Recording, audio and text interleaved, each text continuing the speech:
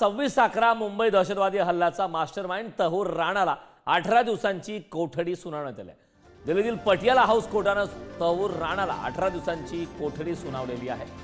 काल भारतात आणताच तहूर राणाला NIA कडून अटक करण्यात आली. NIA आणि रॉ तहूर राणाची आता चौकशी करणार आहे. चौकशी अंती आता हाती काय लागतं हे पाहणं महत्त्वाचं आहे. मात्र NIA आणि रॉ तहूर राणाची आता कसून चौकशी केली जाणार आहे. 26/11 मुंबई दहशतवादी हल्ल्याचा मास्टरमाइंड तहूर राणाला काल भारतात आणण्यात आला. NIA ने 20 दिन की पुलिस कस्टडी मांगी थी. कोर्ट ने 18 दिन की कस्टडी दी है इन्वेस्टिगेशन के लिए और ये डायरेक्ट किया है कि कस्टडी में लेने से पहले और अगली डेट पे प्रोडक्शन से पहले भी कॉम्प्रिहेंसिव मेडिकल टेस्ट होंगे और बीच में जो भी उनकी मेडिकल रिक्वायरमेंट्स हैं उनको ध्यान में रखें. क्या राणा को अब आने वाले समय में फिजिकली पेश किया जाएगा, VC के थ्रू ऐसी कोई बात? नहीं, फिजिकली ही पेश किया जाएगा.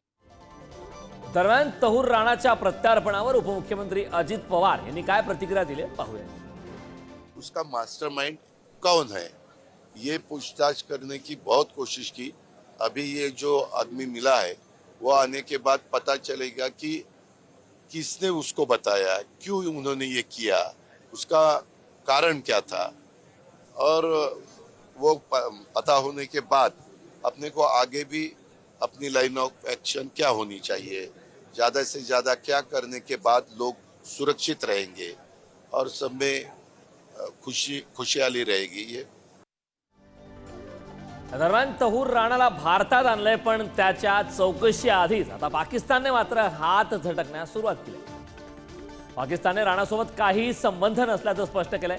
तहूर राणा याने गेल्या 2 दशकात त्यांच्या पाकिस्तानी कागदपत्राचं नूतनीकरण केलेलं नाही.